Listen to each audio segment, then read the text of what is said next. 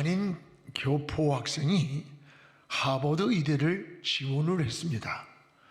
중고등학교를 1등으로 졸업을 했고 하버드 의대 시험에 최고의 점수를 받았습니다. 그런데 불합격이 되었습니다. 이유가 무엇이냐고 물었을 때 이런 답변이 왔다고 합니다. 우리는 사람을 뽑는 것이 아니라 사람을 찾고 있습니다. 인류와 국가를 위해 헌신할 사람을 찾고 있습니다. 인류의 고통을 치료하겠다는 당신은 헌혈도 한 번 한 적도 없고 봉사와 헌신이 없는 당신은 우리가 찾는 사람이 아닙니다 라고 하는 답변이었다고 합니다. 그렇습니다. 하나님도 사람을 찾습니다. 사람을 통해서 일하시기 때문입니다. 여러분, 홍수 속에 마실 물이 없는 것처럼 사람이 많은데 사람이 없다는 말이 있습니다. 맥킨지 회사의 굽타 회장은 가장 큰 자원이 뭐냐? 그것은 사람이라고 했습니다. 특히 기름 한 방울 나지 않는 우리나라에는 더욱 사람이 자원입니다.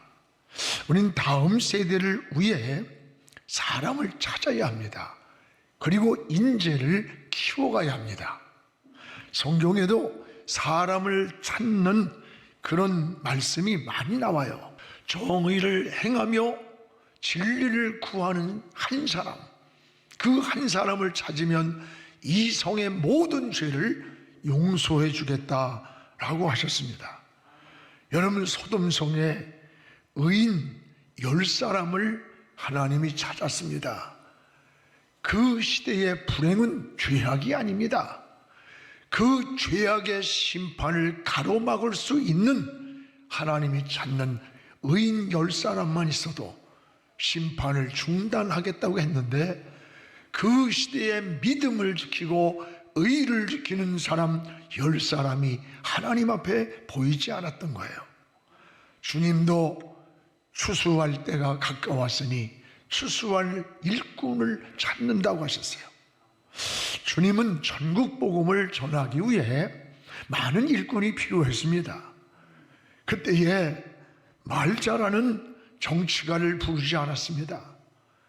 또 글 잘 쓰는 문필가를 부르지 않고 다만 진실하고 정직하고 믿음을 가진 베드로와 같은 사람을 수제자로 썼습니다. 구약에도 농부였던 아모스 같은 사람, 또 뽕나무를 가꾸고 있던 기드온 같은 사람을 하나님의 사람이라고 부르셨습니다.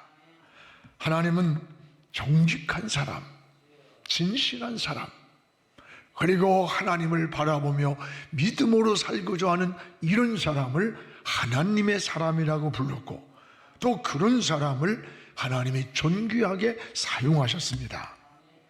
하나님이 보시는 관점과 사람이 보는 기준이 다릅니다. 오늘 말씀은 하나님이 이스라엘의 2대 왕을 뽑는 내용입니다. 사무엘 선지자조차도 큰 실수를 할 뻔했던 사건입니다. 사무엘이 기름병을 들고 이새의 가정에 찾아가 왕을 삼으려고 갔더니 마침 엘리압이란 장남이 자기가 해야 할 일은 다 제쳐놓고 왕이 되려고 하는 이 야심만 품고 사무엘을 기다리고 있다가 나오는 겁니다. 그런데 그 엘리압이 너무나도 용모가 준수하고 키가 크고 잘생긴 거예요. 사무엘은 그 외모만 보고 나라의 왕이 되려면 최소한도 이 정도는 돼야 될 것 아닌가 생각하고 서슴없이 기름을 부어서 왕을 삼으려고 할 때 하나님의 음성이 들려왔습니다. 사무엘아, 사무엘아, 네 손에 든 기름병을 멈춰라. 나의 보는 것은 사람과 같지 아니하니 사람은 외모를 보거니와 나 여호와는 사람의 중심을 보느니라. 그의 용모와 외모를 보지 마라. 내가 그를 버렸노라. 하나님이 버린 사람에게 왕을 삼았다면 그 시대는 불행했을 겁니다. 그래서 둘째, 셋째, 넷째, 일곱째까지 데려왔지만 하나님이 찾는 자가 아니라고 그랬어요. 그때에 사무엘이 묻습니다. 아니, 남은 자가 아직 있느냐?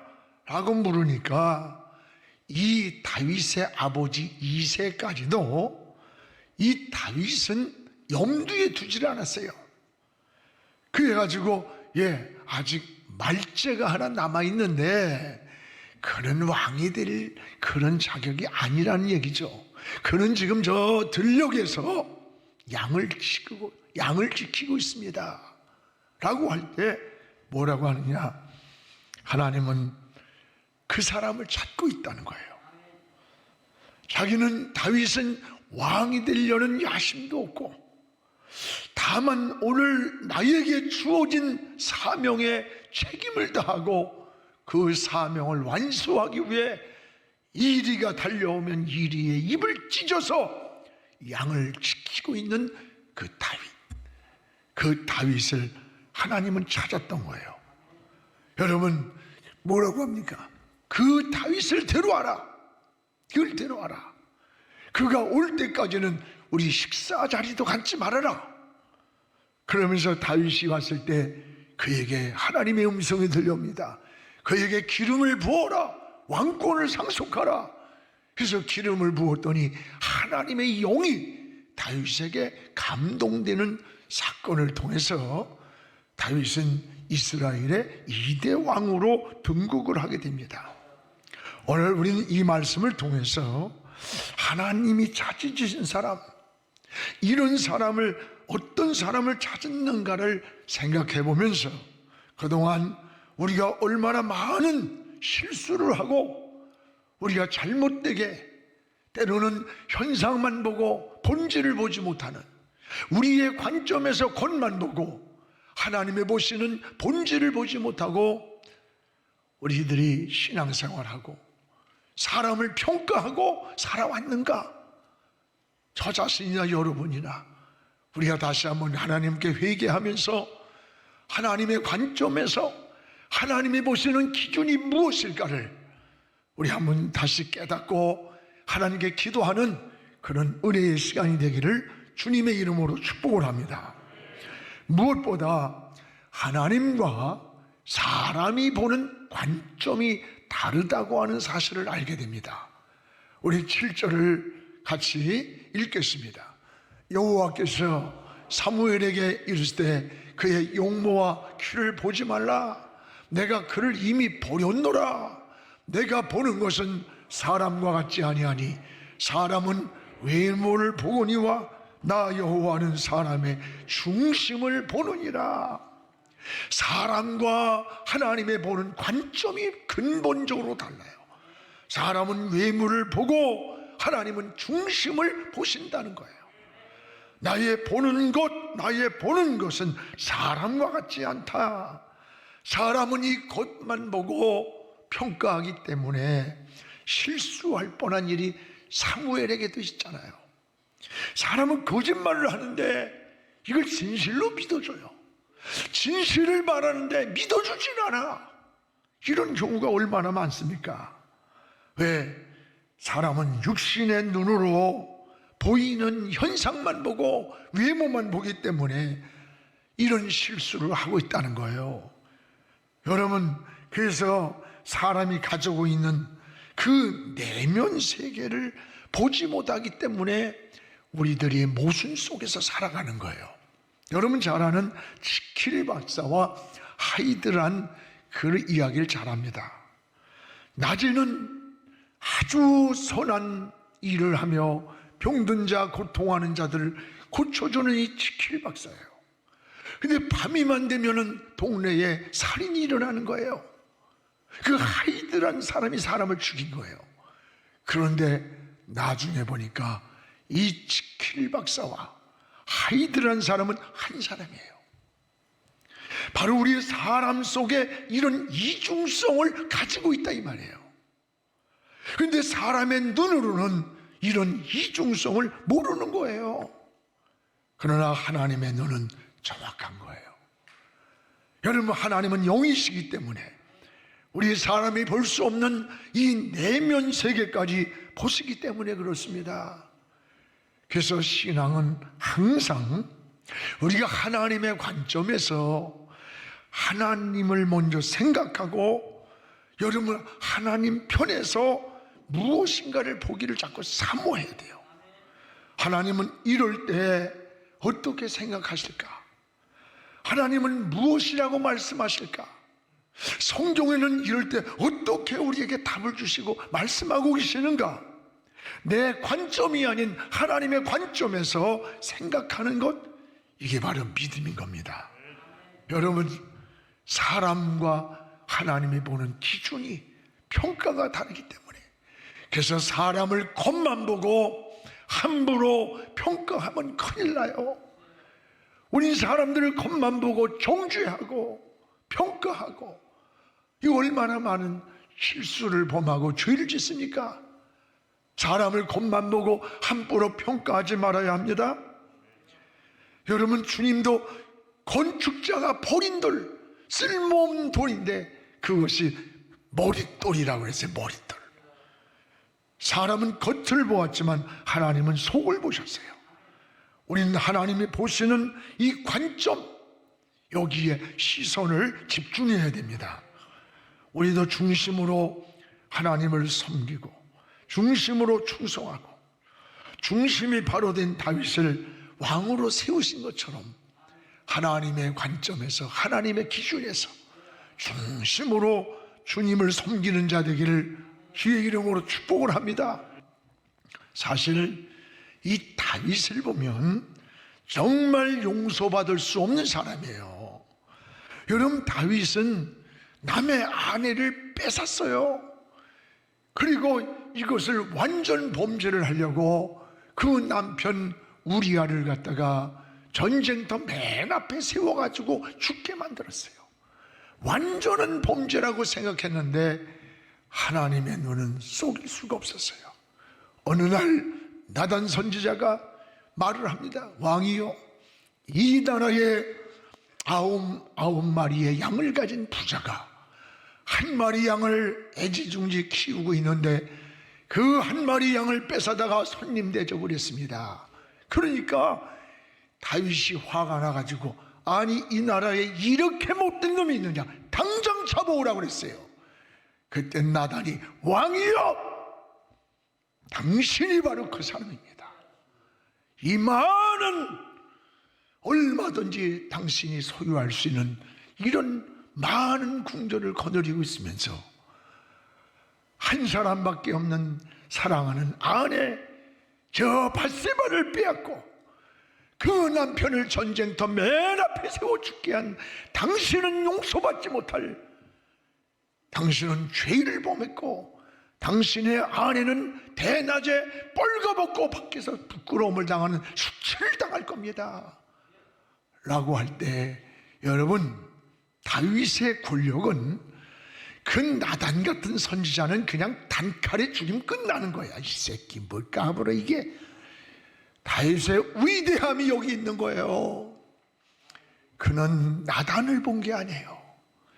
하나님이 나를 알고 계셨구나, 나를 보고 계셨구나, 저 나단 선지자를 통해서 나의 모습을 알려주고 있구나, 이 사실을 깨닫고 무릎을 꿇고 내가 죽을 죄를 졌습니다, 잘못했습니다.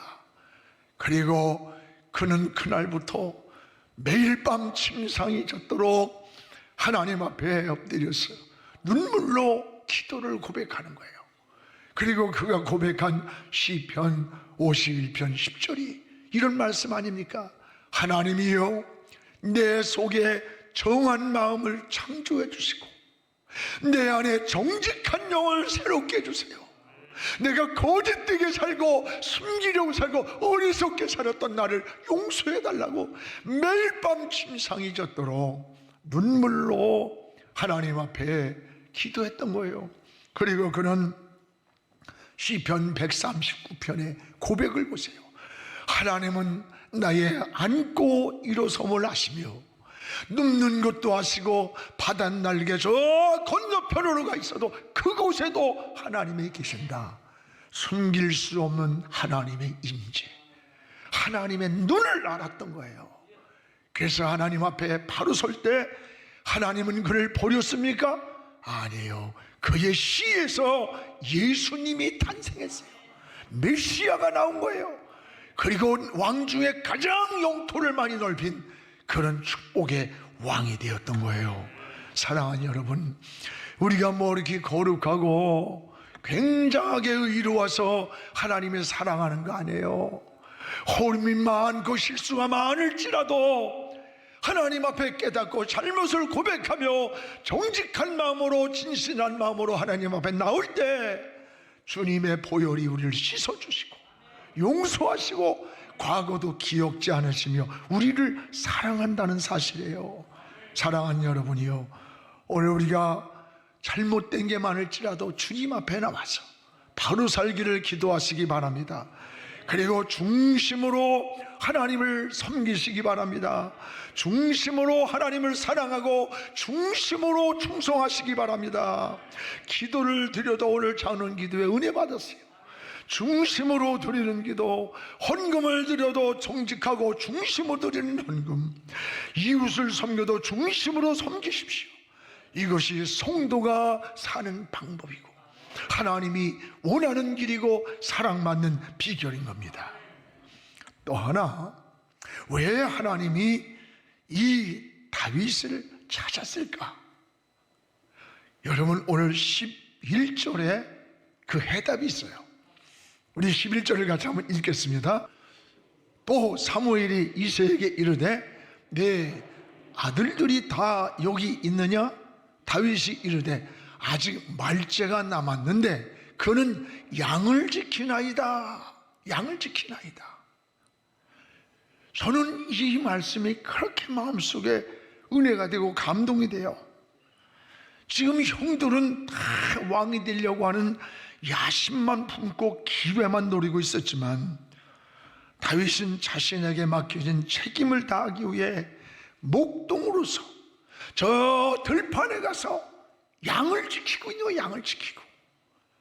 자기 아버지조차도 다윗이 왕이 된다고 하는 것은 염두에 두질 않았어요. 그러니까 아이 말 지켜요. 저기서 양 지키고 있어요.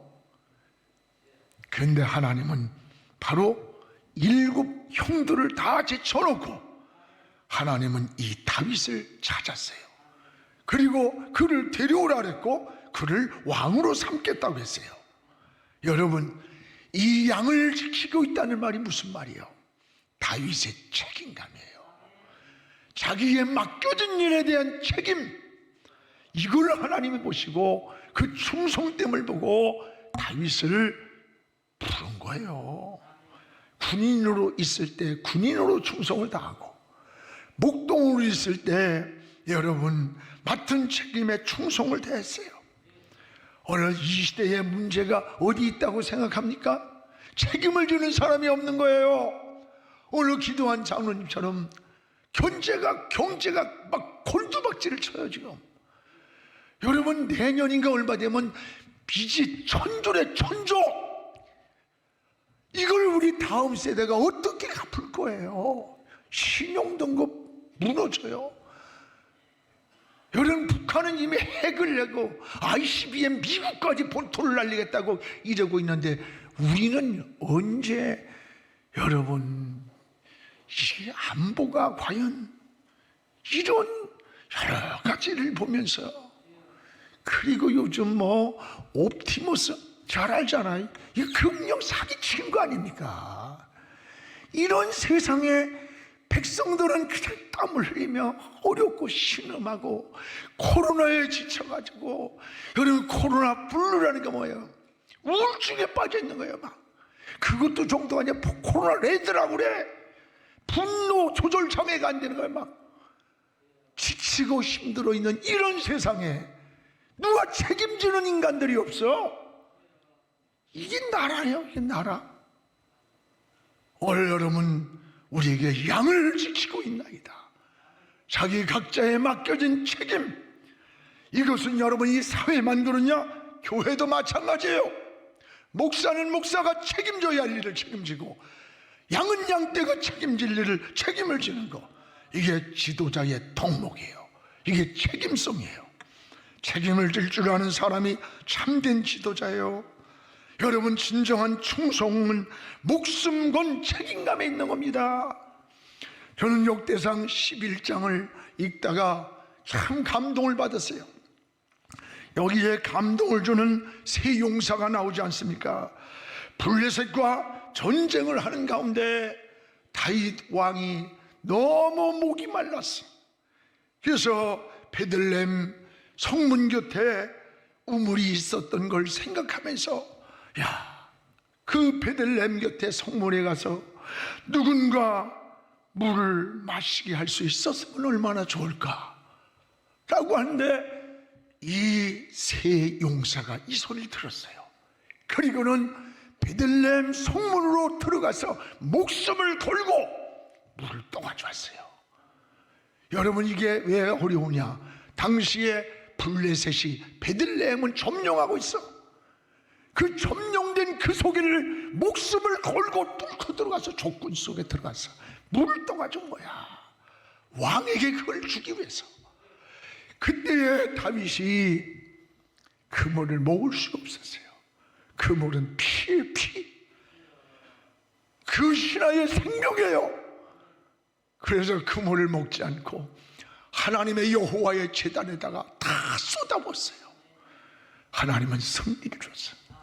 이런 백성이 있고 이런 왕이 있었기 때문에 하나님이 축복한 거야. 교회도 마찬가지예요.